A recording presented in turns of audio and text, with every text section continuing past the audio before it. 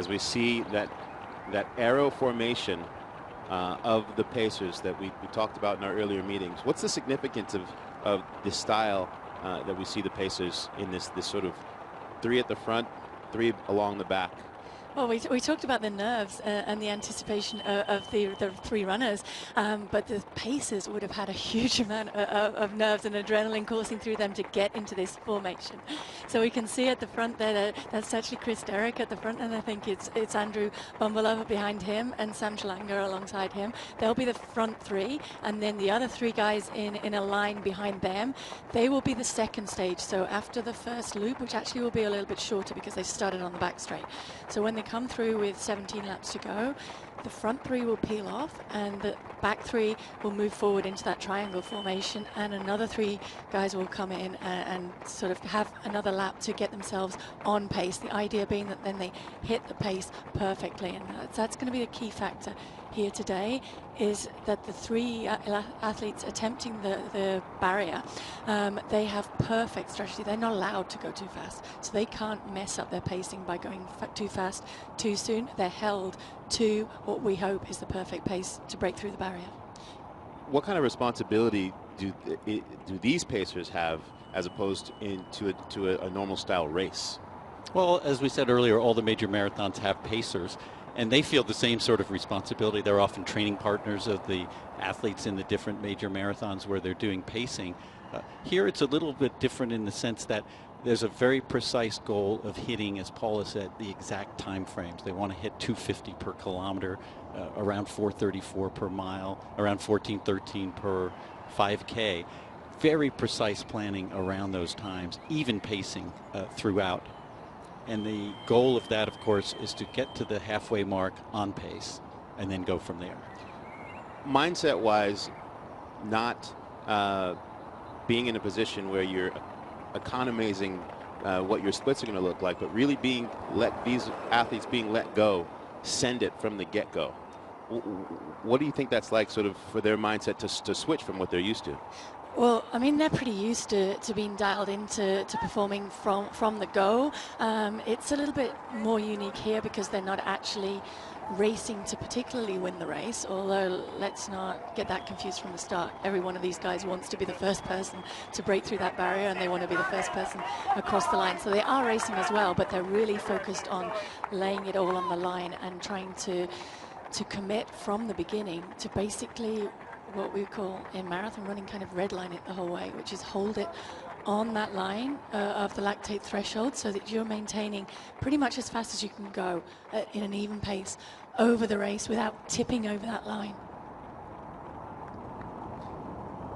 And here you see that first change of the pacers coming in.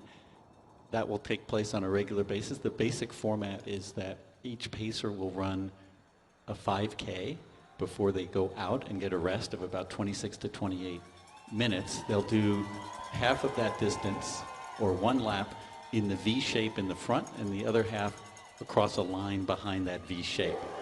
As Paula mentioned, they've been practicing all week, and those pacers take a great deal of responsibility for this. They feel like they're an important part of this, which they are, and their training has reflected that.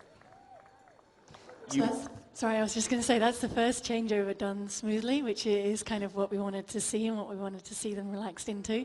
It's probably also worth pointing out that the line is actually a big help to them too, because the green line you can see projected there is basically where they need to keep up to. So that's a big help for these paces. It's not like on a track where they're going through every 100 meters and they can see the splits. So to hit it perfectly, they're getting a little bit of help there.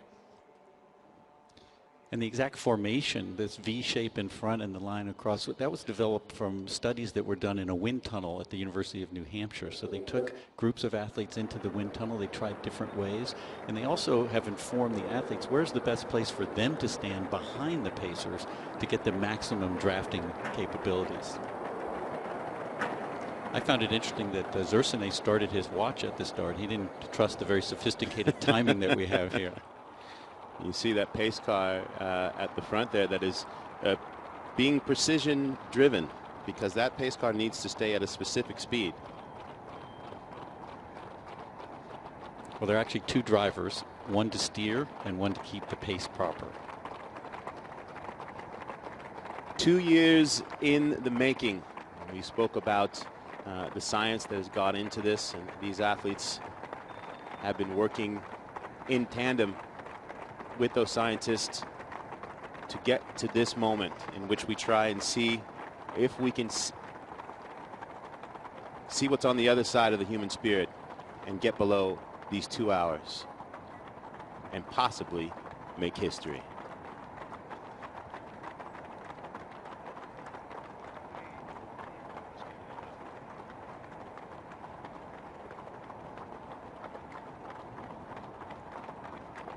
A lot of people and critics who might say, well, if you don't know that it can be done and it's never been done before, why go through all of this? Why do this if you risk maybe perhaps not getting to that barrier?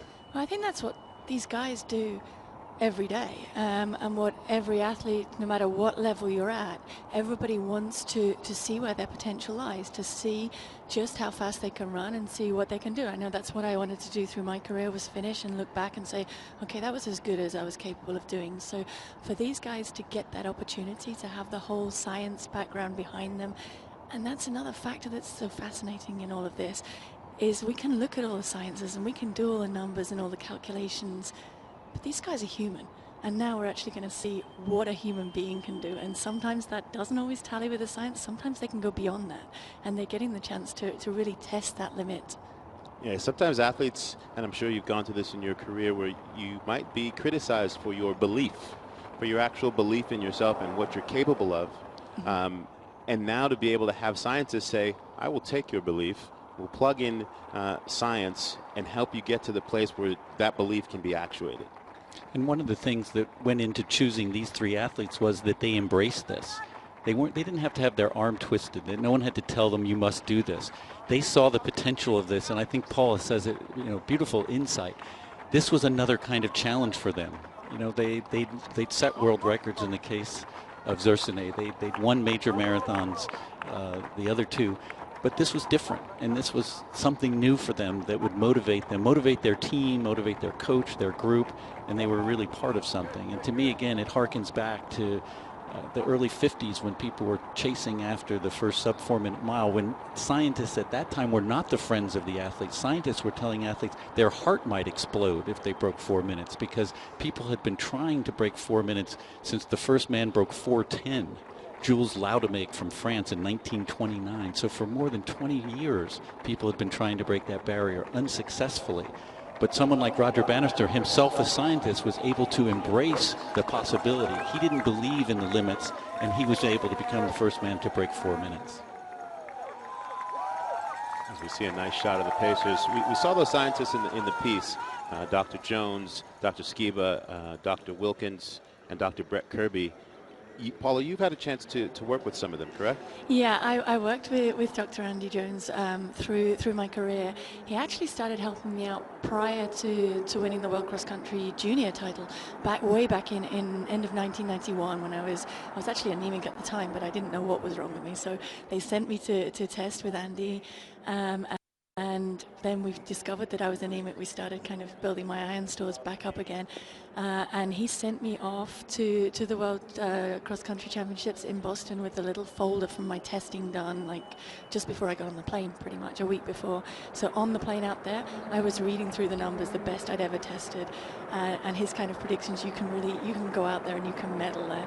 And that's key, I think, being told that, yes, you're in the best shape that you're in, but also the science shows that you're in the best shape that you're in. It means that these guys step up to the line that little bit more confident, that they're already supremely confident, but to know that, yeah, the numbers back it up, sends you there with that little bit of a boost and that little bit of extra energy to know, yes, I can run that. And as I see those numbers clicking by on the car in front of me and I'm on pace for this, I know that things are going to work out today. I'm feeling good. And a lot of this first stage would have been about that. For when you start a marathon, what you really want to do is run that first mile and know, okay, things are clicking, things feel good. I feel like I'm on today, because if you're feeling rough in that first mile, it's a long way out there for the marathon. So to know that things are feeling good, to know that the science is there and your legs are really with you, that's what these guys want to be feeling. As you see a shot of the 3 elite of the elite. Eliud Kipchoge from Kenya in the orange. We talked at the beginning in our pre-show about his mindset. For him, this is a meditation, as we'll see him describe right now.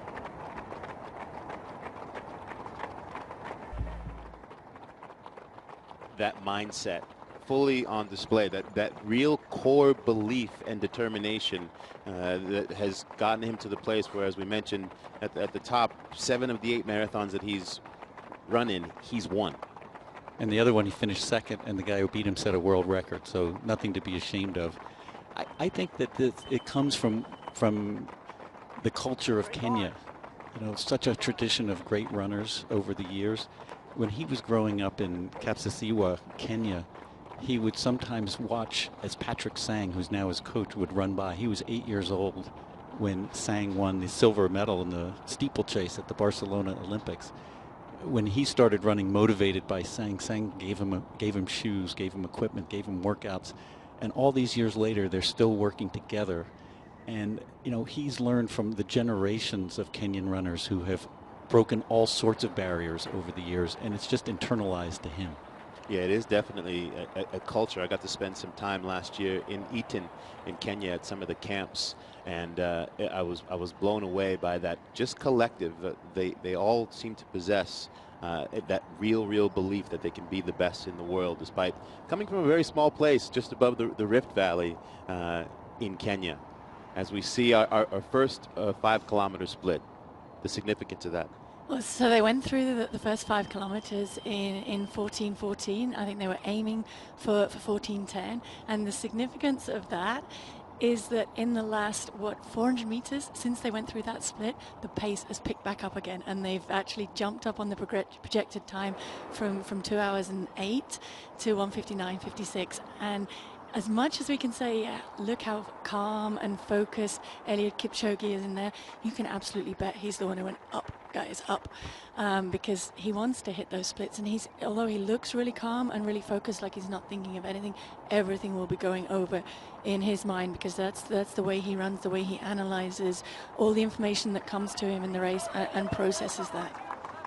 The intention from training was for this team to stay as close together as possible. How long do you think that they'll be able to last in this grouping? Well, that's what's so fascinating. We're going to find that out. They're going to just basically, for the first time, try and run on a pace for as long as possible. So it's a little bit changed from trying to get to the end as fast as possible. They're trying to stick to that pace for as long as possible, and we'll see how far they can do it. We see a nice shot, that Aero group of pacers. Kevin Hart, our sideline reporter, is embedded there with the pacers. Kevin. It's intense out here, guys. And let me. Where we have some audio difficulties with Kevin. We'll get his mic fixed and then get some perspective from him there. The Pacers have a specific situation there. They have trainers. They're getting nutrition. They have physio for that 27 minutes or so during the break, so that they can be able to get right back into the mix and not lose. One key thing to just point out as well, as they're running along, so that red line is different to the traditional blue line that we see in the marathon. So traditionally, the blue line signifies the shortest line that you should run on the course. That red line actually indicates the inside line, so they need to run outside of that to be running exactly the measured distance in this course. Is fully certified. It's all been fully measured out by one of the best guys, David Kurtz, in the business, who makes sure that they hit it exactly there. So he has said, don't worry if some of the pacers step inside of that line or step on that line. Then we don't really mind if they don't run the exact distance. It doesn't matter. They're only running 5K each time. But the guys behind it, you won't see them step near that line. But they will run as close to it as possible to be absolutely running the shortest line. To hug it and take advantage of it as much as possible. When you look at the different styles in the manner in which Elia Delisa and Zersine run, they look different, but it works for them. What are some of the key things? Well, one of the interesting things in the testing that was done was they all were incredibly efficient. Now, you look at their styles, they're all different, but efficiency has to do with the individual athlete and their physiological makeup and their biomechanics. And Zersane Tedesse is known to be incredibly efficient. Indeed, he sits on the half marathon world record. Can he double it up with that type of pace here today?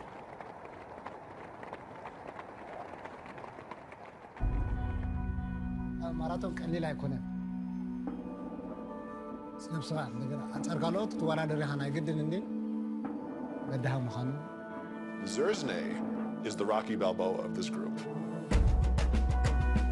I look at him as this guy who, with the least amount total of support probably, but he's getting it done. And when I look at his trading, I mean, that guy is fast.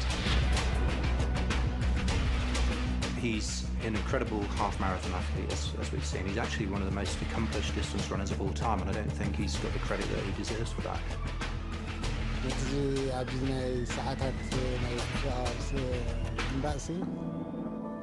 But Zersane, what I've seen from him is speed. He is so fast. This guy's an absolute machine.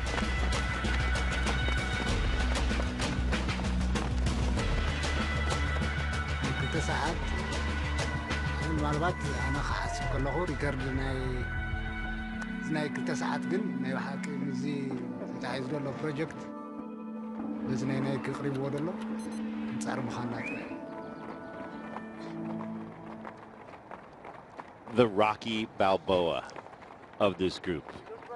That is strong. And I think it's significant. You see him taking fluids here. This was the thing, as Paula said earlier, that has held him back in the marathons that he's tried. Your hydration strategy is not so important in the half marathon, where he's a 4-time world champion and the world record holder. But to go the marathon distance, you've got to take both fluids and energy while you're running. Each of these guys has a different fluid that is tailored to the kind of sweating that they do, all of which was studied, and the kind of energy that they need at different points in the race. Specific carbohydrates, specific sugars even, that are particular to each runner. Specific salts as well, things that they know their stomach can tolerate. That's really important in the marathon, that you can take on fluid and you're not taking on here. It's ideal because they're not taking on too much at one time. When you're usually racing a marathon, you take on fluids every 5 kilometers. You need to get a little bit more in you. But when they're getting it as often as they want, and certainly every lap, so every 2.4 kilometers, they can take on smaller amounts that can be then absorbed better and more efficiently into their body. And that's the key point, I think, when we talk about Zersane and how efficient he is, but how he really hasn't performed in line with his abilities so far over the marathon distance, and I think that's key. It's down to the fueling. He just hasn't been able to optimize that strategy, and the human body, with the glycogen reserves we can put in place before the race, can only get to around about 20 miles in a marathon, and then after that you have to have taken on fuel during the race, and that's what he's really worked hard on perfecting, so that he's getting optimal fuel into his body to be able to maintain that pace throughout the race. Because at that 20-mile mark, if you don't have the fuel, what happens in your body? You hit the wall with a big bang, and that's what the marathon's about, and it's painful. As completely as a civilian who has run one marathon, I ran New York in 2009, I hit that wall, and it was the worst day of my life. I was literally looking to the heavens and asking it to die. I didn't, and I finished, and I was humbled. It was one of the most humbling experiences of my life, and I couldn't imagine what it's like at this level. Yeah, I think that's the key thing about the marathon, is that it is humbling. It's very much a distance that, yeah, you can conquer, but you always need to respect it. I've never been treated like this, but it's okay. It's okay, because I'm here to witness history, and I have nothing but respect and admiration for all of these pacers, man, because they're coming in there assisting on a big day, guys. This is a big day, and I'm... Thank you, Kevin. I think his mic cut out there at the end. It didn't cut out, guys. I'm asked to move again. I'm sorry.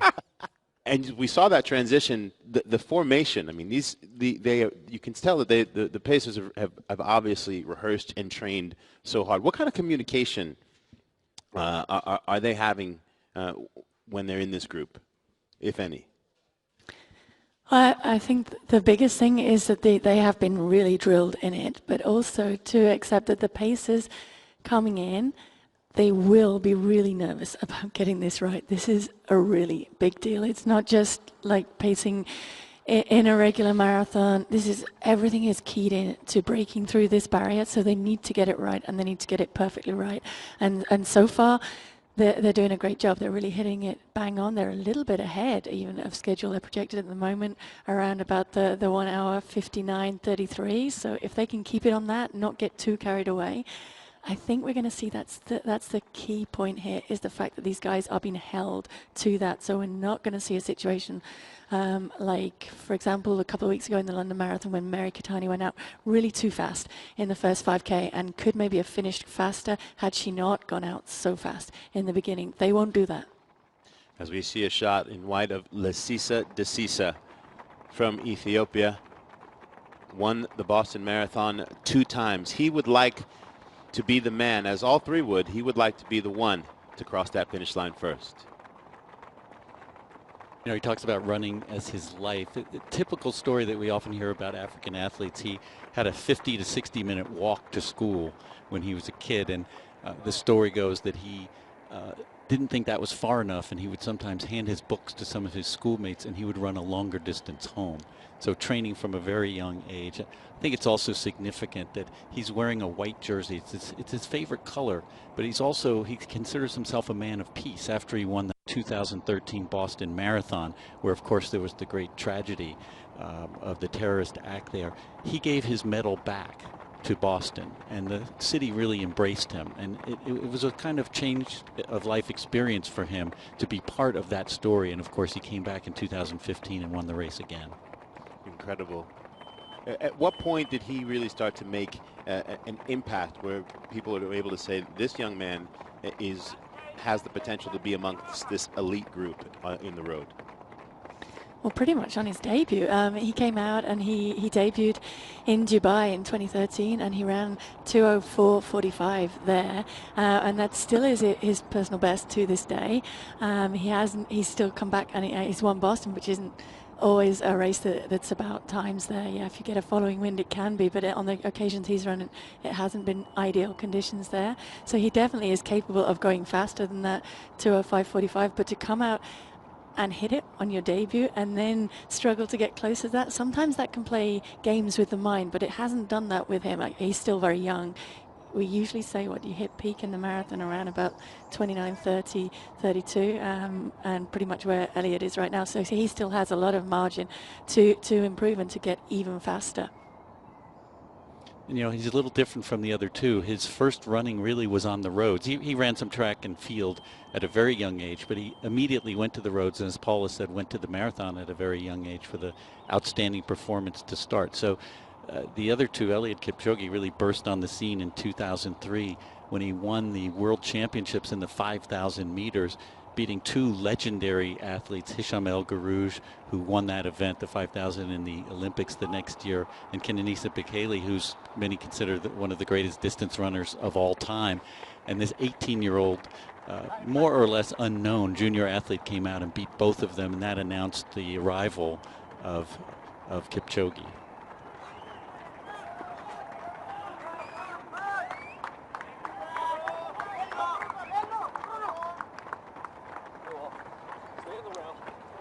So just a quick word on the pace there. We can see that they've gone through the 10-kilometer mark in 28:21. So they're actually up on the schedule now. They've flipped from a little bit behind at the first 5 kilometers to ahead of schedule now. And you can see the paces there just in the next group just slotting back in. And we're now back to the original group. So they had, 27 minutes or so of recovery. And we're back with the first 3 pacer groups slotting in very well there. That's so cool.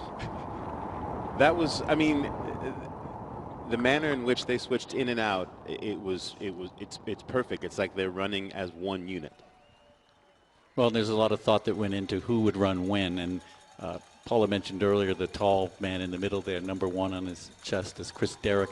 He's probably the tallest of all of the pacers, and that's an advantage, of course, because he's creating more draft for the runners behind. Of all the places in the world that we could be for this race. We are here at Monza, and there are probably a lot of folks at home watching around the world asking why. What about this place caused the team at Nike to say, there, we have our best chance to make history there? Well, there's a variety of factors, and some of them Paula had mentioned earlier. It's inland, so you don't have a big breeze coming off the coast. It's only about 200 meters above sea level, so there's no issue with oxygen.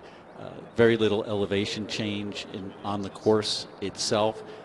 The temperature, as we said, is perfect, and as Paula mentioned, the humidity is not a factor really in this race. So you take all of those factors, the surface that Paul talked about earlier, and of course I like the fact that it's got this history of speed, which you documented. The fastest Formula One time ever. Yeah. Juan Pablo Montoya, I think it was 2005 or so that he ran it. You know, that's a history and a meaning which I think adds a little something extra. Yeah, to think that right here where these steps are happening, speeds of 220 miles an hour on a regular basis. Well, here's more on why we are here at Monza. Elevation change on this loop is only about 10 feet total up and down. How does that differ from most road tracks, most marathon courses? Well, most marathon courses will be not run on a loop course, or at championships we will run a loop course, but it might be like 3 or 4 loops of around about 10 kilometers. So here, 2.4, the 17 and a bit laps of a 2.4 kilometer loop means that it's a very controlled environment, and everything can be perfectly controlled in terms of the paces coming out, in terms of the guys on the bikes next to them passing the drinks, as we're seeing in the bottom corner there to Lalisa, and that can mean that everything is on site. Nothing can be left to chance. But these guys, I mean, we talk about the Formula One cars, and they're perfectly calibrated machines. The runners are calibrated machines as well, so to be able to run on it's not manicured, but it's one step short of that.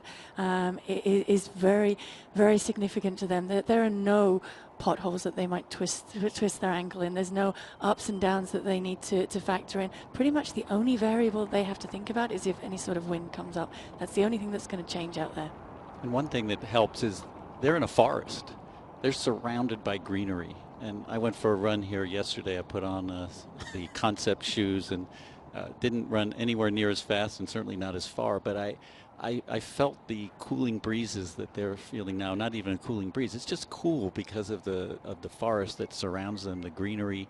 Birds were chirping, and probably on the backstretch where there aren't a lot of people, they can probably hear the birds chirping, and that's a great environment. All 3 of them train in beautiful environments for at least part of the year, and they should feel very much at home here. And that produces extra oxygen into the air as well. So the fact that they have the trees, the fact that it even rained a tiny little bit when they were warming up. Haile Gebrselassie always used to say that he would have the track watered, and he liked it to rain a little bit before he would go out for a world record attempt, because he felt that produced a little bit more oxygen into the atmosphere, and he could just run that tiny little bit better. It is so peaceful. I mean, there's no loud clanging for the most part. We have a small, intimate group of fans that were brought in here specifically, but it looks like almost a training run, obviously, besides the car in front of them and the folks that are there helping them with nutrition and hydration, but it looks like they're out on a training. It does, and I wonder, is that significant? Because a lot of times when you come to a big race, the crowd is a big factor. I know when I ran in London, to have that huge crowd and the atmosphere behind you and contributing absolutely helps you to elevate it to another level. And that's maybe the only thing that's actually missing today. This is hugely significant to each of those runners. There's no question about that. But the actual only point on the course where they have a huge crowd there is when they come down through this area where we're sitting now, and they'll come through the changeover zone and past the pit lane. The rest of the time it's very quiet out there, so that does help them to get into their rhythm. But I wonder also, does it mean there's a little bit missing?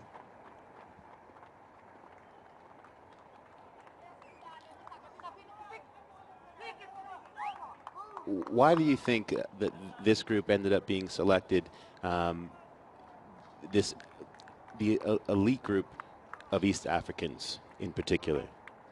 You know, we mentioned at the top of the show the history in Ethiopia of the marathon dating back to 1960 of Abiy Bikila, who ran barefoot through the streets of Rome to win that marathon. Kenya, the tremendous tradition. So in those two countries, as big as global football is in the rest of the world, or maybe baseball and American football are in the United States, running is equal to that in these countries. And there's a lore, there's a history, there's a respect.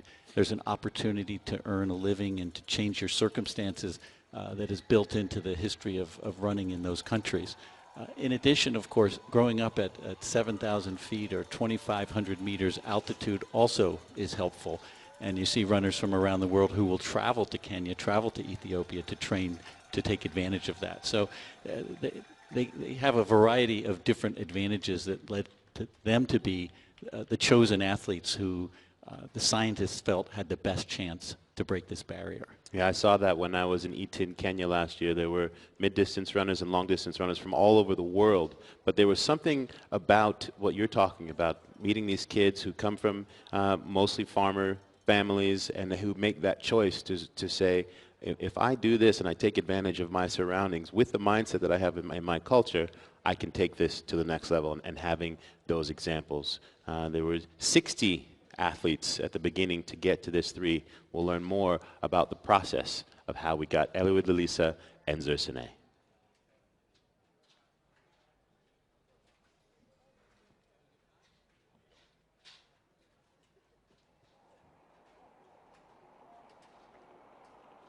We just saw a glimpse there, but it was very interesting to see the different levels that they were putting these athletes through, even with the treadmill that was specific, and they'd make sure they had the right sort of weather conditions when they were even running on the treadmills. Yeah, every element of the preparation for this has been looked at and has been controlled and has been perfected as much as they possibly can. And I think talking to Andy yesterday, he was saying the biggest thing was that all 3 of these guys really bought into that, because you have to believe that this isn't going to hinder your training, that being strapped up to these machines is only going to bring something to the table and bring something to how well they can go out and perform. And absolutely every one of these 3 bought into that, wanted to take on board as much of the science as they could, and wanted to kind of look at all those little areas where that key difference can be made, even if it's a fraction of a percent. Well, it's really interesting that Eliud, prior to the Breaking 2 project, had never run on a treadmill. He'd never had his VO2 max tested. He'd never had his lactate threshold tested. He'd never been evaluated for his running economy. In fact, he'd only rarely worn a heart rate monitor. So to your point, this required a massive change in just how he conducted his business of running, and yet he embraced it because he saw the possibility to take himself to a new level. And when we talk about the fact that we're trying to shave off just under 3 minutes here to break this barrier, it really puts it in perspective, and we see that this pace, put in the context what it's like at this pace, staying this driven. Well, I think we can't by any means underestimate the scale of what they're trying to do here, because it's a phenomenal jump. You can look at it and you can think the world record sits at 2:2:57, but to go under the 2 from there, it's huge. I mean, it's that kind of 6 seconds a mile or whatever it is that they have to pick it up, but that's a lot to be able to do that, and they're really pushing everything, and they need to maximize every little area. Around 13 miles an hour as we see them making their way through this right-hand turn. In the midst of that hilarity, Carl Lewis, who was in our research meeting yesterday, which I just had to like put that into perspective. But he said something very interesting about that 2 years and looking forward and what you need to have on that day, as you see Lalisa here. I thought Carl said something really smart. He said that a lot more can happen in 2 hours than can happen in 10 seconds. Here's Lalisa and his training on this road. It says a lot when an athlete can say, by myself, maybe, not really. But that buy-in that you talked about, Paula, with Lalisa's own words about the science and technology to say, hey, after this experience, yeah, possible. Yeah, and it's that buy-in, that faith in the team, and I had to smile a little bit there on the clip when Andy's there. Come on, Elisa, this is the best yet. He says that every time. But what he's basically doing is building up the confidence, and that's key, to be told by the people who know, by the scientists, you know what, you're in amazing shape. You can absolutely go out there and do this, and there's no scientific reason why you can't. It's really up to you. Is the best feeling to get coming into it, and these guys will feed off that confidence that they get from the team around them and from the way that they feel in training to really come in here and push their minds, because it is as much about the mind as it is about the body out there today, and being able to stay focused right in the moment and on one foot in front of the other on that pace and just keep focused right here. You know, of the three runners, he's the one that had a little bit of difficulty earlier in the year with a small injury. So, you know, the team aspect is important to him, and he said that he sees Kipchoge and Tadesse as friends. You know, it's not, he calls them brothers and friends, and that, you know, he really bought into not only the team aspect of the scientists and his own training partners, but his fellow comrades there. Well, you think about a sport like this that is so individual, and these three buying into the idea that we're going to essentially be a team for a couple of years. And trying to stay with the team here as well. I mean, I think we do have to point out that there is a tiny bit of daylight opening up there, and of the three, Lalisa, for me, is the one who's struggling first at this point. It may be that he'll go through a bad patch and he'll be able to get back on it. That happens in the marathon. Every athlete coming to the start line of a marathon knows and accepts there are going to be rough patches. There are going to be rough patches within this race where I really need to go to my special place, somewhere within me where I can kind of regroup, focus, get things back together and come through it, and have faith that you will come through it, because so many times in training you hit the rough patch and you come through it and you know you can come through it and come out the other side, but it's keeping that focus through the difficult spots that he's going through right now. How do you avoid finding yourself in a panic when you get to that rough spot?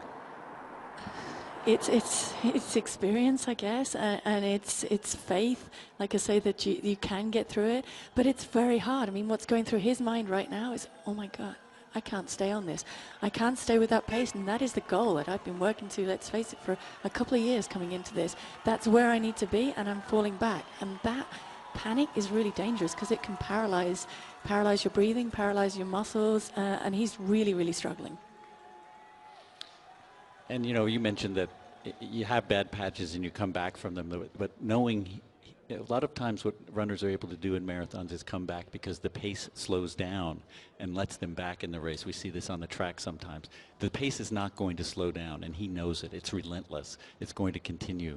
And that's going to make it very difficult for him to get back. So at this point, he not only has to run that pace, he has to run faster than they're running to get back into it. They will give him pacers at some point to try to help him, but it's going to be very, very difficult. Yeah, so they talked about that pacer strategy. They have the 32 pacers, and I think they have 18 guys that are rotating as per the plan.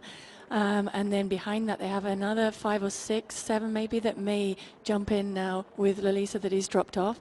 But if another one of these two drops off, they will move up and they will abandon the back guy because they don't have enough paces to keep covering that. The other floaters, if you like, the other 6, 7 paces are reserves in case there's any problem with any of the front 18. Well, we talked about at the outset how long they would be able to stay together at this pace. As we see a shot of Eliud and Zersene. Zersene checking his watch there, just making sure that the big clock in front of him, maybe he hasn't looked up and clocked that. And then that often happens, I think. A lot of times in big races, you're just focusing on yourself and you're not aware of what's around you.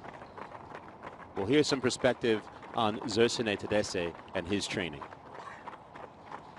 You know, one of the major differences for him is that he trains by himself for half the year in Madrid, away from his family, no particular training partners. He's kind of on an island, and he does his hardest workouts by himself, which is really different. I mean, when you think about the large group that Eliud has in Kenya, he's sort of quiet and mysterious, which makes this all very interesting. But, you know, Mo Farah the 4-time gold medalist in the Olympic Games, says that this is the guy he fears the most. Wow. Yeah, I think his potential is, it's really there, and it's really tangible. And to be able to have this opportunity now to get his fueling strategy right and to find out, because it's without question he is the best half marathoner probably that there's ever been on this planet, but certainly that we have right now. And it's that unique question of, yeah, as much as the science can say and as much as they can say you're built for the marathon, it's a unique beast. And sometimes you can get it right, and sometimes you just can never quite make that step up. And it's that fascination, I think, for me that is so interesting with Zerzanay. With the fueling, can he really hit it and hit his potential at the marathon? Or is it just always going to be that distance that doesn't quite fit? And this blistering pace and being able to sustain that for not just a half marathon, but for this entire marathon, as we take a look at the pacers at the front.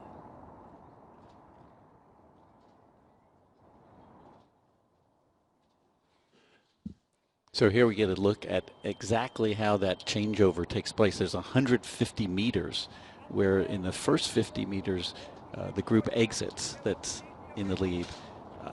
Other runners move up, and then in the second 100 meters, the 3 new runners come in.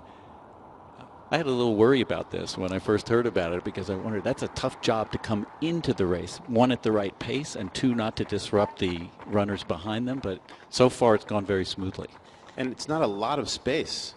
No, it's a short area, and I was talking to Bernard Lagat. I'm not sure if this is him coming in now. I haven't spotted him yet come in, but he said that he was really talking to Kipchoge about this and saying, like, you have to not, because the instinct is when the first guys peel off and the next row moves up, your instinct is to follow them and move up. But what they have to do, and he said, give us space, man. Give us space to get in there, because you need to leave us 2-3 meters at least to be able to slot in as that second row of pacers, and then to be able to get back on pace. And that's what they're doing really, really well, because the actual racers here today, the 3 guys, so now the 2 of them, have not practiced this with the pacers. The pacers have been drilled over and over again, but they didn't want to. They said, no, just tell us what's going to happen, so we're absolutely clear with what's going to happen, but we don't want to actually practice it running round. Why do you think that was, that the racers chose to say, we'll leave it for game day? I think it's prep. I think it's the fact that actually the day before and 2 days before the marathon, when the pacers have been drilling it so much, you don't really want to be running too much at race pace. You want to be resting as much as possible and saving every bit of energy for race day. As we are just under the 1 hour mark and at the 20 kilometer split. So yeah, 20 kilometers passed through there in 56:49, and the pace has slipped back a little bit from that 1:59:30 they were on earlier, but still predicted to go through on pace for breaking through that 2-hour barrier. And it looks to me, Paula, that Zerzanay has had a couple of hard moments in this last lap. He drifted back one time, and you could say, well, maybe it was because they were going to change the pacers and he wanted to give them the room that you talked about. Then he drifted back again, and now he just seems to be having trouble holding on. Obviously, he's not getting the benefit of the pacers at this point. No, he's not. And I think that's the situation we talked about, when now he will get that draft of the second group of pacers come in to help him, but that's significant daylight there, and that's not intentional. So he may be able to pick up and come back from that, but it's very dangerous for him at this point in the race to be losing contact like that. As we saw Eliud looking firmly in that group of the lead pacers, and that's what you talked about, this second group here. Yeah, so that was the second group, a quick shot of them with Lalesa running, but some of those will now peel off, and they may split 3 and 3 and run a little bit with each of them as long as they both keep going. But what they had talked about yesterday was the fact that they would focus fully on the second guy at this point. We see Kipchoge. He is looking strong. Again, of the 8 marathons that he has run, he has won 7. And we'll have a look at his training process over the course of this last couple of years. I love his philosophic approach to his sport. And I mentioned earlier the sort of monastic lifestyle that he has at his training camp, where he shares a 10 by 10 room with another runner. He pulls up water by hand from a well. He washes his clothes in a bucket every day after he runs. He's not taking, he's not pretentious in any way. This is a man who's a multimillionaire based on his running, but he keeps true to what has gotten him there. And he records every workout over the last 14 years. Wow. I like that last quote of his, that he says it's a choice. And in the manner of how he lives, those are all choices, especially when the sport that you love has given you the opportunity to afford a lifestyle that goes away in the manner in which you grow up with. And last year when I was in Eton, that was something that struck me about a lot of the runners. They lived, even the most successful for the most part, lived in a very humble lifestyle to sort of stay in that focus. Yeah, and it's what works for them as well. It's the way that they've grown up, and the way that they know preparing enables them to go out and succeed in this. And it's a choice, but I think it's also a privilege for them to be able to get this opportunity to put everything into being able to accomplish the best that they can do and find out whether they can break through these barriers. I think for all of us that have been lucky enough to take part in athletics and to take part in the sport of running, it's a privilege to be able to get out there and do something that you love doing every day. And it is a passion for Elliot as well. He gets a lot back from running as much as he gives to the sport of it. But he has a huge talent. And I think that's the thing that really struck me watching him win the London Marathon in 2016 then. He absolutely has the potential to take down that world record officially, and he's almost sacrificed this to just see really what he's capable of with the whole support that he can put in today. And so he's fully committed to this because he really believes that he can be the first man to break through that barrier. You see, he is the lone of the three. It almost looks like he's running with a security detail at 13 miles an hour. And to see the manner in which Desisa and Tadesse have dropped off, it really puts in the context. These are the best runners in the world, and this pace has gotten the best of both of them, and they've been training specifically for this moment for 2 years. And that just underlines, I think, the enormity of the feat that they're trying to achieve here. We probably can't stress enough of that. If you set a treadmill at the pace that they're running at now and you try to maintain it, most of us could not do that for more than kind of 20, 30 seconds, if that. Some of the paces out here are at world-class level.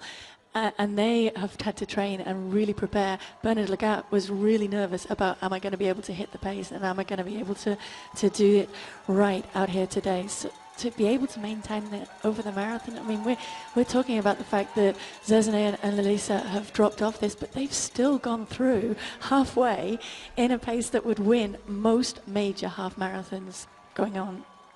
Yeah, and I think you've said this a couple of times, and it can't be said enough, frankly, which is to do what they're setting out to achieve will take a special day. And Joan Benoit Samuelson said it, that it'll have to be a rare day for one of these athletes where everything clicks. At this point, the only one that seems to have that chance is Eliud Kipchoge.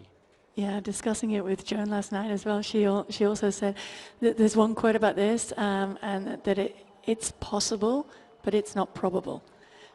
So they have to go and really look for that and really search for that possibility, because it is about everything just coming together on the day. And these guys are used to that. That happens every time you step to a start line.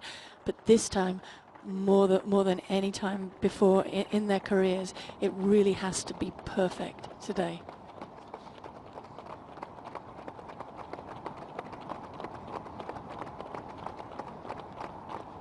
There is Bernard now in the second pack, in the center there, and slotted in right behind him, focused just on his heels.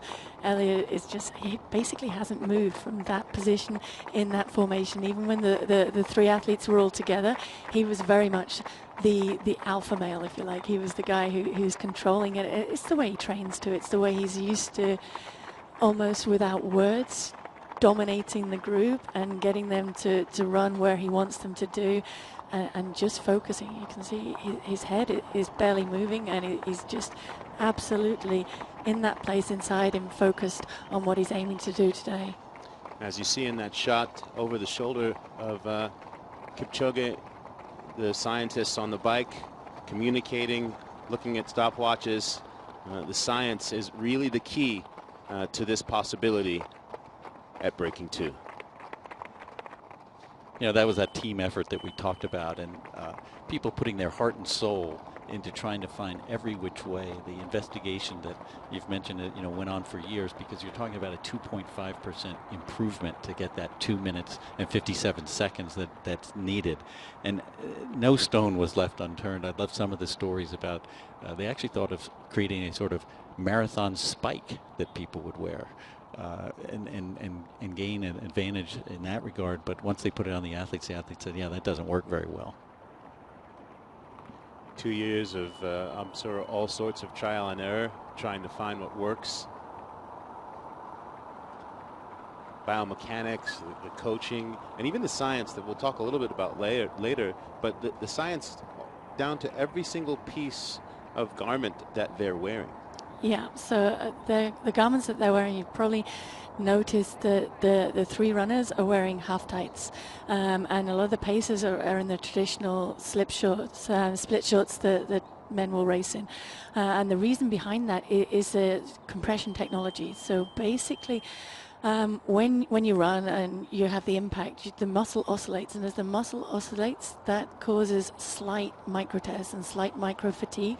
What the compression does is reduce and minimize that fatigue by basically holding the muscle tight around the quad and the hamstring, and they've been specifically engineered so that around the hips the compression is not as tight, to allow for more hip movement as you naturally would when you're running. They've got the wind reduction technology in the small spikes that you see, just to optimize aerodynamics there, and they're actually wearing it stuck to their lower legs as well, on the areas of the body that move the fastest through the air, to minimize that reduction there and that drag, and to hold also the vest off their chests to allow their body to dissipate that heat as efficiently as possible and not get heavy.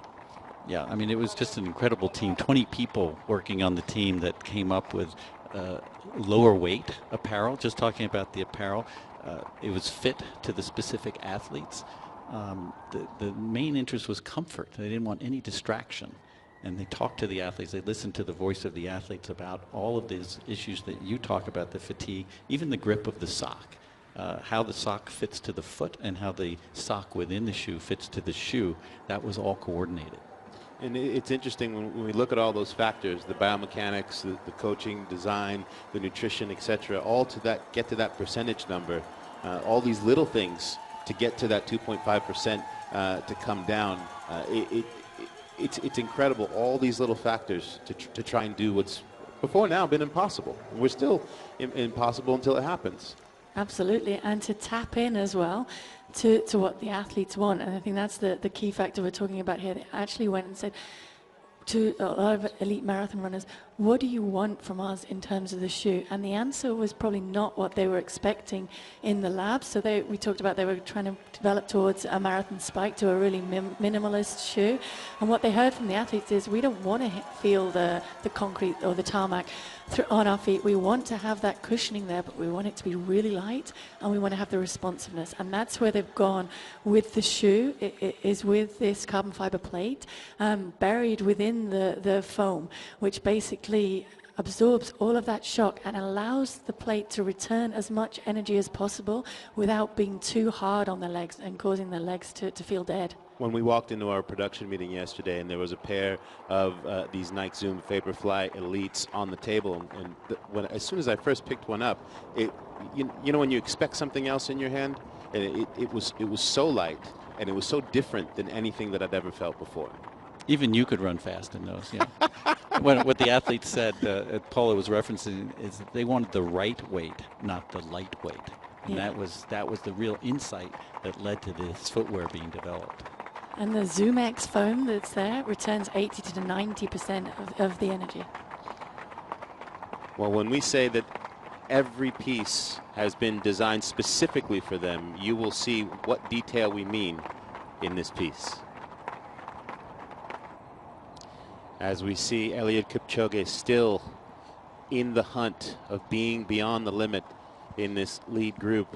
And when we talk about this track being here at Monza, and you think about a Formula One team or a race team, it's all about the details. And they're trying to get these lower coefficients to just get just some little thousandth of a second less time when they're engineering the vehicles. And to see that being applied to an athlete in this level with the shoes and the clothing, incredible. You know, no better expert than Kevin Hart said that the footwear looks like a spaceship for your feet. And it's totally true. And these guys have as much behind them as it's possible to have at this day today in terms of the technology and everything like that. And absolutely, it's moved on hugely from where we were even 10, 20 years ago in marathoning and in road running. But let's not forget, this is about the human inside there as well. And as much, the shoes are not going to break this barrier on their own. It's all about the athlete trying to do it. It's all about Eliud Kipchoge and that mindset of, until I try, I don't know where my limit's going to lie. And unless I really go for it and I really stretch, I can't fail by finding that I can't do it. I just find that it's going to take me a little bit longer to get there. So if he didn't by any means fail today, he learns something still, and he can still grow from that and come back again. But what he's absolutely saying is, I'm just going to take it to the well today. I'm going to lay everything on the line that I have and see, am I good enough yet? Well, that choice that he made for what he printed on the shoe, to go beyond the limits. I liked what he said. You know, he calls, as we heard, the 2-hour barrier completely arbitrary. He said it could have been 1:55 as far as he was concerned.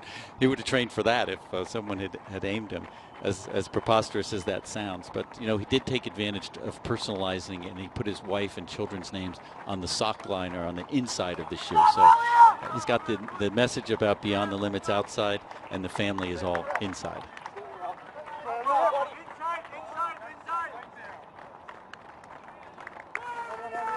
We get a really incredible glimpse here of this transition. And he's really getting to be a pro at that, dropping back and allowing the new paces to slip in. Well, there are some lucky, passionate runners from around Europe that had the opportunity to be here today. Some of them camping out here on the grounds. Kevin Hart, refer to you as Kevin Hart anymore. Only Blur. And if you follow Kevin Hart on social media, one of the incredible things he's done in the last couple of years, actually motivating his fans to come out and go on runs with him wherever he's touring in the country. And it's crazy. He puts something out on social media and thousands of people show up, and he's gotten people running. Very, very inspiring. So while he does make jokes about his running and Blur, he really is about that life, as we'd say. But this man, Eliud Kipchoge, is about that life. Look at the focus, the determination in his face. But there's also, maybe it's just me, that there seems to be an ease despite what he's under. Yeah, I mean, he is the master at keeping as much of his body relaxed as possible, and that sounds like a bit of an oxymoron. How can you be relaxed when I need all my muscles to be firing at the right time? But all of his facial muscles, there's zero effort going on there, zero wastage of energy. He's very efficient in the parts of his body that he can really kind of turn off, and focusing on the parts that need to be functioning. A quick update on the pace. They went through the 25 kilometers in 1 hour 11:03, which is projected marginally now under that 2-hour barrier. That is exciting as we're at this 1:22 mark. We've talked so much about these shoes. We will show them to you now more in detail to see what it is that they are running on. There's only a small number of these Zoom Elites available, but you can get a chance to get them yourself. So you can log a 5K run in the Nike Plus Run Club app to be entered. Make sure you go to Nike.com www.just.com/justdoit. More information with the terms and conditions. And we are joined right now by Ed Caesar, author of 2 Hours. You're also a contributing writer for Wired. I've been following a lot of your writings in the last couple of months. This must be something special to be actually here witnessing this attempt. It's crazy for me. I imagined how this might play out, and there's a guy that is 40 minutes away from doing the thing that I imagined, and it's such a privilege to be here. You did so much interesting work in going to Kenya and spending time with the greatest marathoners in the world. You gleaned some real information and gems about what makes them so special at this distance, their training, the kind of monastic living. What were some of your biggest takeaways? I mean, I think this particularly relates to Elliot, who's now running so fast and so well here. He has built his career over a period of 15 years, and he has built it slowly by slowly from the track to the marathon. They really build on solid foundations. There's nothing special. It's just hard work.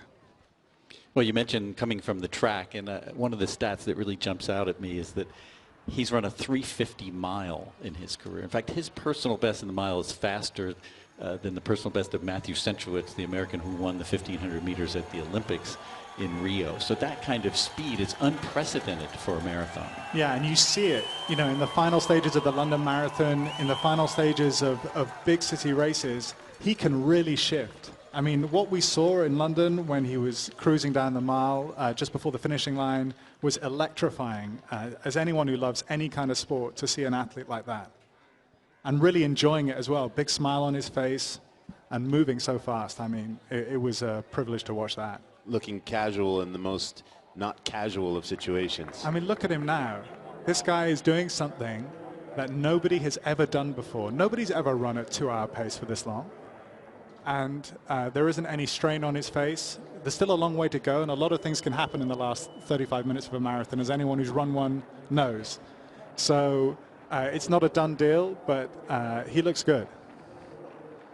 We were talking about the footwear, and you had an interesting comment about wearing the footwear, because you've worn the prototype in some of your training. You said it makes you feel as if you're on wheels, not legs. You rock forward in a very unusual way. I have actually run around here in the shoes, and they propel you forward in a really unusual way. It's actually quite unsettling until you get used to it. Obviously, these guys have had a long time to get used to it, and I think a lot of good runners, club runners, you know, hobby runners are going to get a lot out of them, but they take a while to get used to, I'm sure.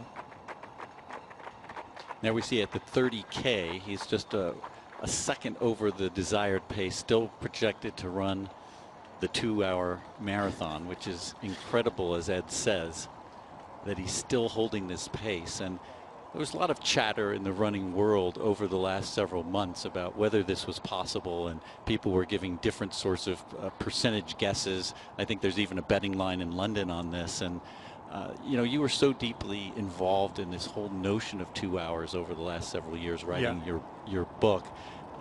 Tell me about this moment now. You were putting it in a little bit of perspective. Did you vision this as the way it would play out? I always thought it would take an event like this, specialized event, to do it. And, you know, I thought of some things that you could try. The pacing strategy, I think, has been working really well here. They seem to have been able to move the teams in and out very seamlessly. But the way that I thought about it was that you would maybe want to do it much colder than you're doing it today. And in fact, a lot of the athletes would say actually they feel uncomfortable at those temperatures. So there's a division there between what the science tells you and what the athletes are telling you. But certainly it seems to be working at this point. I always thought it was an outside shot. It's a hard thing to do. It's a crazy thing to do. And I still think there's a long way to go in this. You know, it's still an outside shot, but there's one guy with a big chance. I mean, he's just taking on some fluid there, and he doesn't look like he's broken stride or taken any pace off, really. He's still looking good. I mean, he may have slowed down slightly in the last 5K. Is that right? Just by a couple of seconds? 1 second. 1 second. Craig, how important is the hydration factor at this period of a race? Well, this is the critical moment. I mean, the last 6 miles of the race, in this case, you know, the last 24 minutes or so, 25 minutes, you know, the body, it can only go so far with the storage that it has of glycogen. The fluids, there's, you know, some estimate that they'll lose 2 liters of fluid during the course of this 2 hours. So if you're not constantly replacing that fluid and adding energy, you're not going to make it, as Paula was saying earlier. There was a study done on Haile Gebrselassie at the 2007 Berlin Marathon where he lost something like 10% of his body weight over the course of breaking the world record. I mean, that is astonishing. You know, the amount of these guys are sweating is just crazy. I think it's worth pointing out at this point that we are witnessing something special even if he doesn't do it. Nobody has ever done this. And Eliud Kipchoge has already shown that he belongs to a line of runners that starts with Spiridon Luis and goes through all the greats, you know, Clarence DeMar in Boston, you know, guys like Zatopek. This guy belongs with those great names. He is the premium marathon runner of this generation, and he deserves to be celebrated whatever happens you know, in the remainder of this race. I think he deserves to be celebrated because he's trying this. You know, in some ways, the easier decision might have been to go to London for sure. Again, where I felt, and I'm sure you were there last year, I felt that he was surprised when he saw how close he was to the record. Had he known what pace he was on, he would have been able to break the record, the world record in London, as we see him at 30K. One of the amazing things of his races in London, particularly his first victory, is he was running paces about what he needs to run today in the 25th and 26th miles. And he's, you know, we've talked about how hard these latter stages of this effort are, but the fact that he was able to run under 4 minutes and 40 seconds per mile towards the end of his London marathon races is significant when we think about what he's got to do here. Well, that tells you something, but it's different running those paces when you haven't run them in the first 24 miles to doing what he's doing now. Is it possible that he's just slowing a tiny bit? That maybe they're losing a couple of seconds here and there? I mean, it's definitely they can get it back, but they're just slightly outside 2 hours. But it looks like they're pretty much keeping a rock-solid pace. You know, talking about pace, there was a lot of discussion before about what the optimum way would be to run this race. Since both world records, Paula Radcliffe's record on the women's side and the men's world record were set with negative splits, where people ran faster in the second half of the race than the first half. And here the decision was to run an even pace. Now, you know, there was some controversy about that. There was some thought that maybe the physiology suggested that you should run negative splits, but the psychology said you had to stay on this pace from the start. Yeah, I mean, there are various schools of thought. All of them come down to around even pace. So you can be slightly negative or slightly positive, but you're going to come down to around even pace. Otherwise, it's, you know, it's impossible to do it. As we are at an hour and 32 minutes here, 5 laps to go, just under 5 laps. What are the factors here in this last stretch of the race? What can go wrong? Everything. Everything. Everything can go wrong now. Yeah. The wheels can come completely off, to take the metaphor that Ed had used in describing the shoes as feeling like wheels. Yeah, this is the toughest part of any marathon. I don't care who you are. You mentioned your own experience, and you know, he's left no room for himself. Right? He's put it out there on the line. He's run the pace that he was asked to run. And he's in completely uncharted territory, as Ed said. No one has any idea what it feels like to be at this point. Now, he does have one data point, which is when they ran a bit of a test run here, and he ran a 59:17 half marathon afterwards. They said, how did it feel? He said, oh, I was running 60% effort. Well, if 60% effort got him to 59:17, maybe he can be at this point of the race and still be feeling pretty good. I don't know. He looks good, right? He looks strong. And his face hasn't lied the entire time. Ed, thank you so much for joining us. Hopefully we will be toasting history, and we'll take another look here at what we've been talking about, this importance of this last 7 kilometers. What's his body feeling and what's his mind thinking? Yeah, this is the area where the physical challenges of the marathon become unique. So even though we're a little bit chilly standing here, he's probably heating up. He's an engine. He's an engine running hot. His fuel, even though he's been drinking every few kilometers, his fuel stores are running low, and his leg muscles are getting damaged. And this is one of the factors where maybe the shoes are going to help him avoid some of that damage. But mentally too. I mean, if you play a video game for 2 hours, you'll be exhausted. These guys are trying to, or Elliot at this point in particular, is trying to keep his finger in that candle flame for a very long time.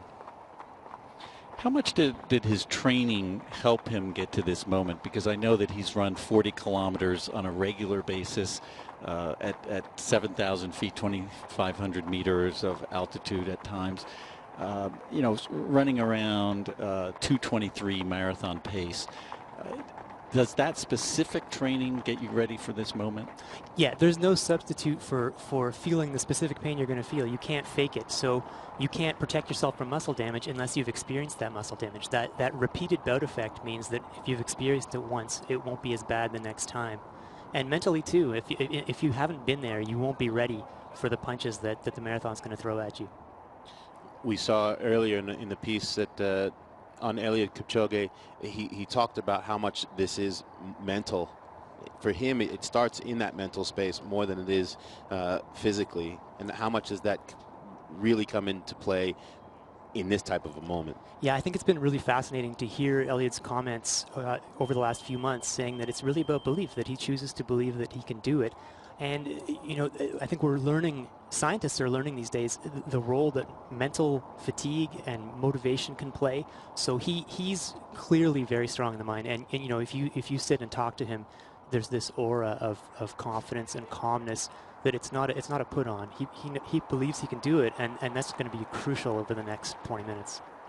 You know, it's funny you use the word aura. The first time I met him, there was this sense about him that there was a charisma about him as an athlete. It was just prior to his victory in Rio. And, you know, calm is the word that I would use in the face of what was going to be a very challenging marathon in the heat of Rio. Here, of course, a different sort of challenge, and we see him trying to hold on to the pacers. Yeah, it looks like we're getting to the real crunch time. And you know, as for that aura, it's really interesting to wonder, you know, which came first? Does winning the Olympics give you that calmness that you can do anything, or do you have to have that before you can even get to that stage?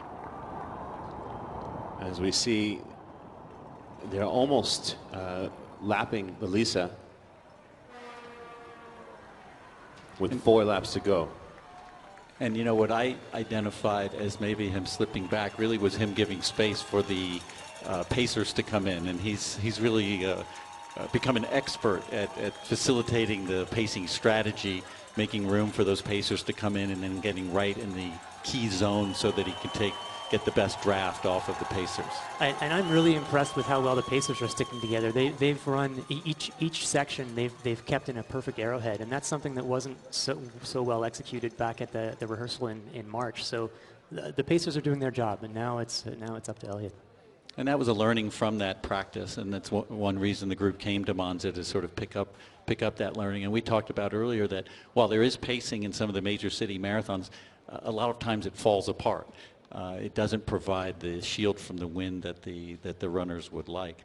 I'm interested in his training, because the continuity that he's had with the same coach, Patrick Sang, through his entire career, and the philosophy that they have, which they call progressing slowly by slowly, really struck me that they're very, very conscious about taking rest days, and that you can't run at your maximum every day. In fact, you should never run at your 100% maximum in training.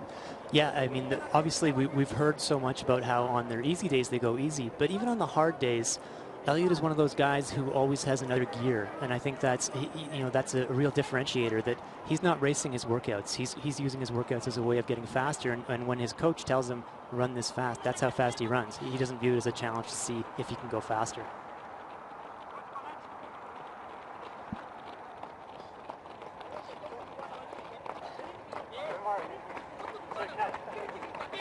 You know, a lot of people were getting very focused on the notion that this race wasn't on a specific day.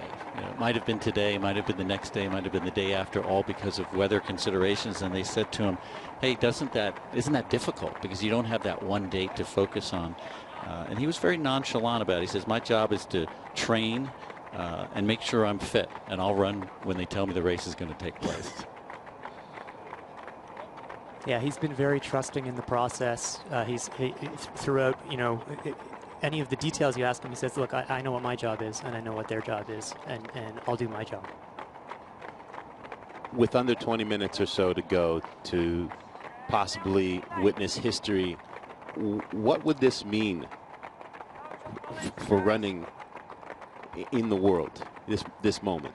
Yeah, I think we're gonna find that out when it happens, because there's so much. I think there's been very few people who really believed it would happen, and here we are 20 minutes out, and it's within range, and I think people are going to be processing it for a long time, trying to understand what just happened, if it does in fact happen, and how does that translate into other major marathons? Will there be learnings from this that they can take and say, you know what?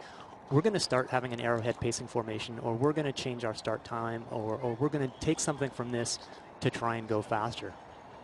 And we mentioned the Bannister analogy earlier. You know, after Roger Bannister ran sub 4 minutes, it was only a matter of days before someone else did it. And of course, over time, many people have done it. Literally over 2,000 people have done it. So it was Galen Rupp who said it just takes one time to give the world the belief that it can be done.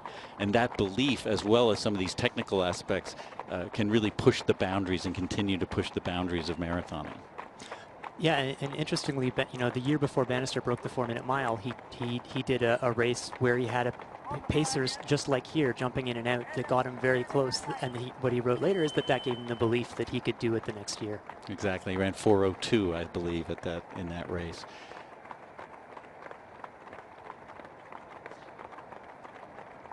You know, there have been analogies to the moonshot. People have used that, or trip to Mars, and I think talking about the product, that you know, what people don't remember about going to the moon was it did all sorts of things in a variety of fields, right? It accelerated the development of the semiconductor. It miniaturized computers.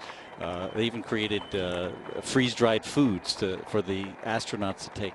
And I think this attempt, to the point you were making earlier, has done the same thing. It's accelerated the development of apparel, of footwear, of some of the thoughts about how to run faster, whether it be the pacing strategies or other things. So regardless of what happens in the next 16 minutes or so, those are there to stay. Those developments are there to stay.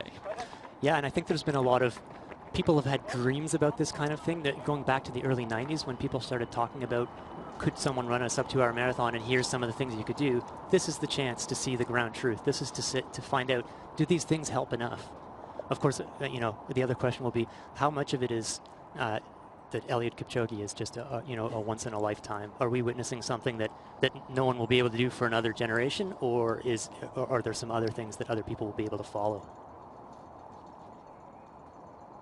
This is truly incredible. From where we started in the dark this morning, there was some light drizzle. There was some fear that perhaps some rain would make its way north. That didn't happen.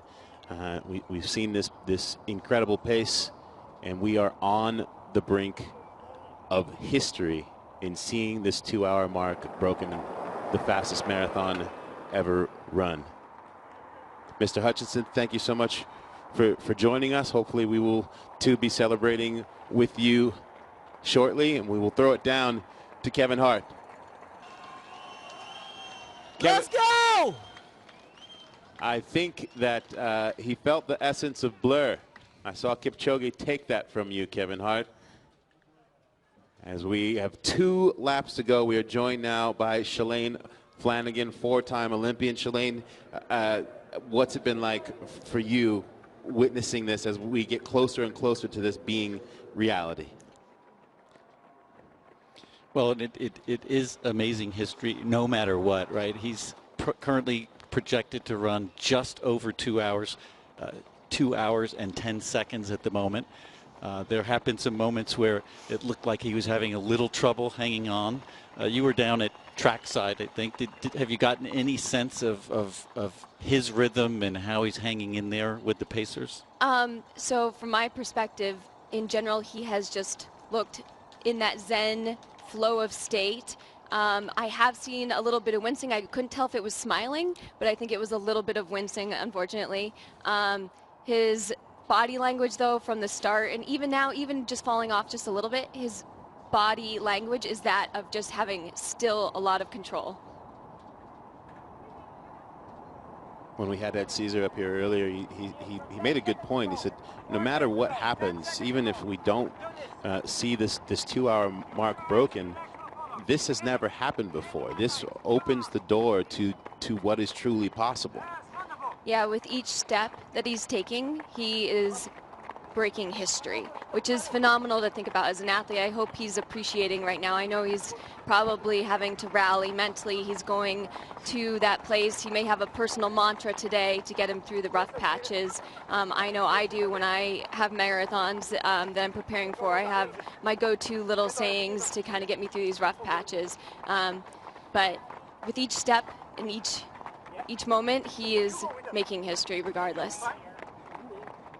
Well, we talk about putting it in perspective, and we talked about it earlier, that to go from 2:06 to 2:02:57 took about 16 years. So if you just project that forward, and that world record was set in 2014, it would have taken to 2030 to get under 2 hours and to break this barrier. Runner's World did a study. They crunched the numbers, and they estimated, they looked at 10,000 marathon performances, that it would take until 2075 to break 2 hours. And so the fact that he's close, he's so close right now to that 2-hour barrier, it just sort of opens the mind of human potential. How does it motivate you as an athlete, to think about him taking on this challenge? It's the fact that he has made this commitment, and he may not achieve this goal, but the fact that he has stated that he wants to break this barrier and he wants to be the man, I think it just shows every person, not even just the runners and athletes, that everyone has a sub-2 barrier and in their life and whatever they want to achieve. And so I think this inspires people to think, what is my sub-2? And how can I start to dream and think bigger than I thought was possible? So he's going to inspire millions of people today.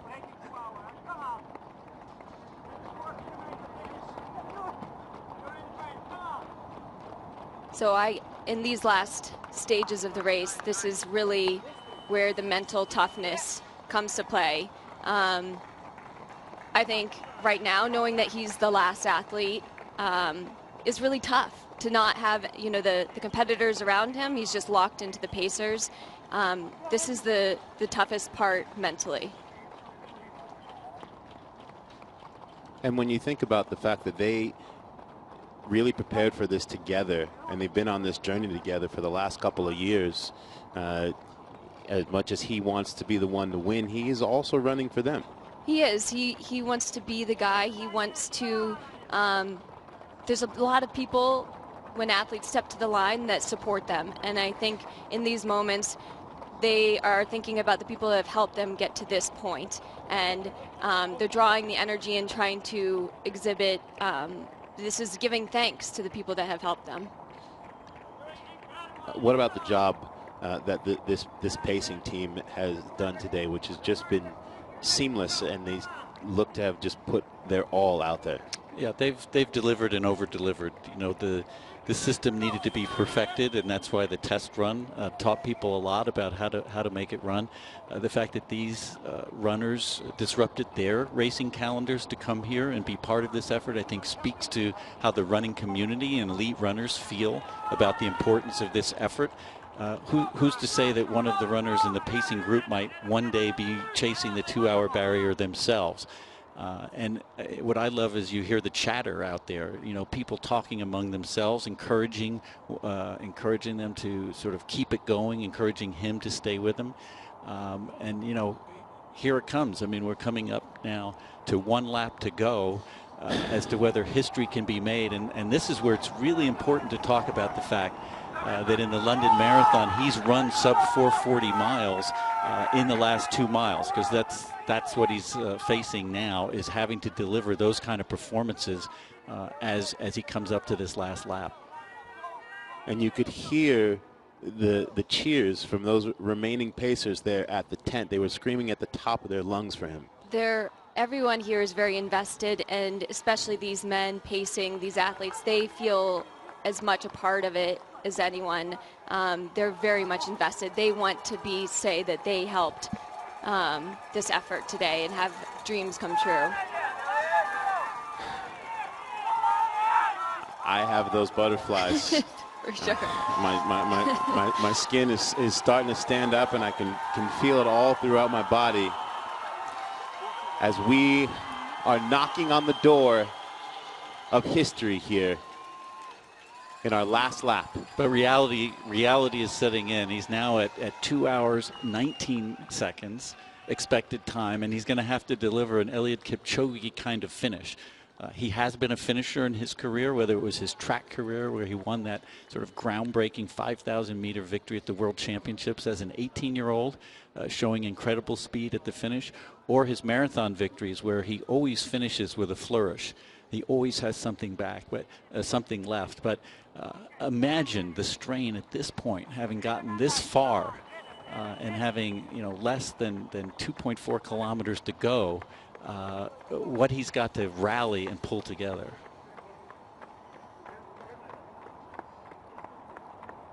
As you see here, he still looks very collected, but every now and then you see a little bit of a wince, and I'm wondering if he's feeling like he can pull together a big last effort in the last lap here.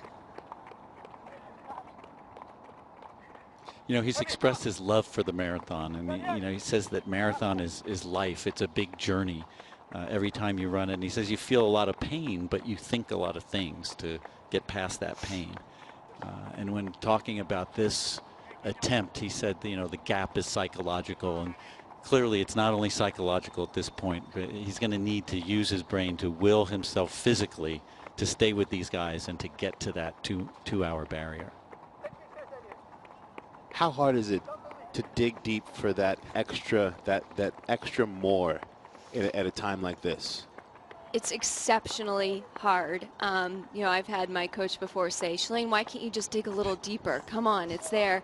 But there are limitations to the human body. But the mind, this is the crucial time where it has to override those signals, where the legs are saying, please slow down. And it's hard to ignore when your body is telling you that it does not want to move faster. But knowing that he has about 5 minutes left of running, that's what I do. I break it down into how many minutes I have. And so if he looks up at the clock and he says, okay, I've only got 5 minutes of running, Eliud, you can do this, and think back to his training and all the tough moments that he's gotten through. This is the crucial time to use, draw from experience, and he's been put in this situation many times, and he has come through with huge performances. So right now, you see his eyes getting bigger. He's taking his last bit of fluid, I imagine, right here, and hopefully, sometimes when you take the last little bit of fluid, you get a little energy surge. You get the sugars in your mouth, and you can almost rally and feel a little bit better after taking some of those fluids. So. Well, this is incredible. It's down to 4 minutes now, or less than 4 minutes of running. You talked about this, and people wrote about it. People literally wrote a book about it. And here it is. It's within his grasp. And as you say, occasional grimace, almost an occasional smile on his face. He's still in that Zen state.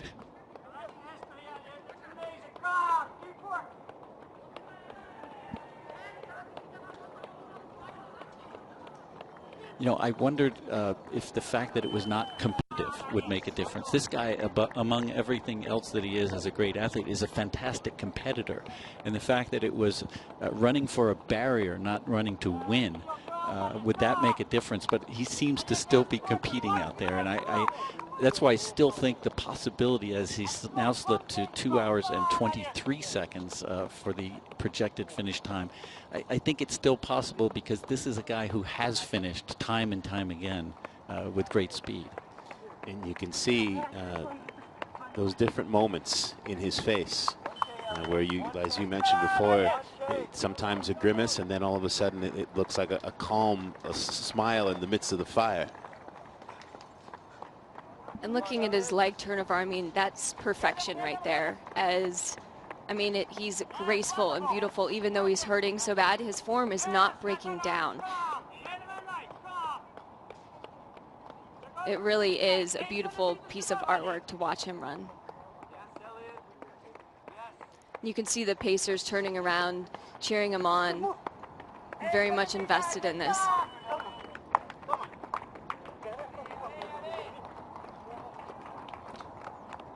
You know, he'll see the finish line from quite a distance when he comes around the turn, and that's when, you know, his natural tendency to finish will come into play. I don't know if there's enough room left to make up what is the distance that he'll have to make up, and now he's about 27 seconds over the projected finish time or the goal of 2 hours. But when he looks up and sees the finish, you have to think that there'll be a spring in his step. When we arrived here this morning, it was in the hopes of witnessing what was possible. What is possible when you take an idea of a barrier that has not been crossed before? What is possible if you just give it a try? And he now can see the finish line, and you saw them pointing, encouraging him, everyone alongside, urging him on. In a way, it's a victory lap because what he's achieved is extraordinary. 2 years in the making on this journey. He started as 3 with Lalisa De Sisa and Zersine Tadesse, and now Eliud Kipchoge with the Pacers still encouraging him to dig deep. And he's trying to sprint here, which is incredible. You can see him go to his arms, pulling him up higher. I call them the sprint hands. This is as much of a sprint as anything right here that you'll see on the track. An extraordinary effort.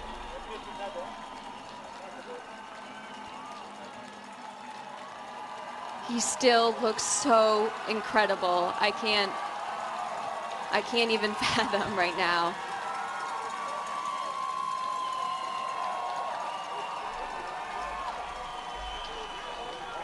And holding the finish line tape is Joan Benoit Samuelson and Allison Felix.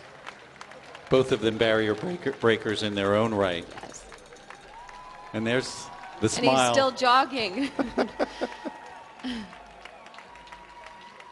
The intensity in his face in that sprint. I'll never forget that. His final time is 2 hours and 24 seconds.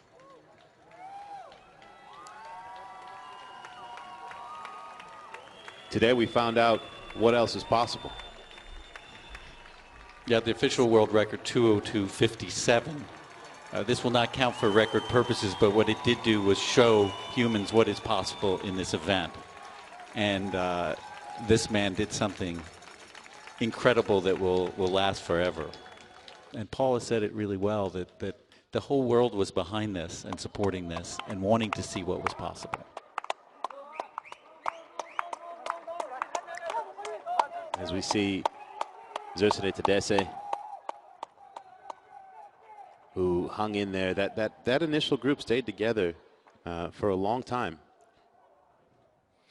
And he's going to run his personal best by a few minutes. So I think the strategy of training specifically for this, of the fluid intake, which had been a problem for him in some of his marathon attempts, he didn't do what he wanted to do, which was be side by side with Eliud Kipchoge, but he's going to come away with a personal best at this distance. I think having prepared for this event will only elevate his marathoning career for the future. I think these athletes learned an incredible amount of information and information about themselves and what's possible. And I think Zersinay had some of the most to learn. And I think from here forward, you're going to see just better and better marathons. Well, as you said, to be able to, under these circumstances, run his personal best, that's a huge takeaway moving forward.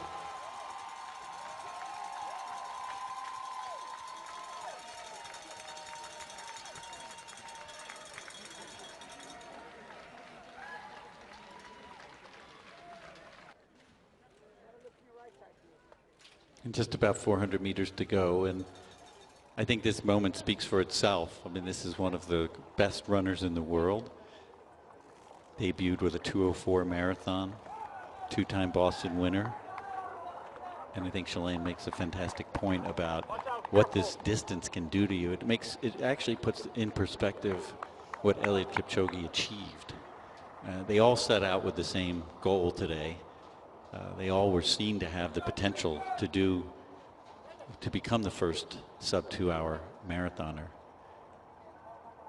One guy came so close, and for Lelisa DeCisa, the youngest athlete of the group, the future could give him another shot. It's certainly the hardest way to run a marathon when you're going out at 2-hour pace and it's not your day. It's extremely hard.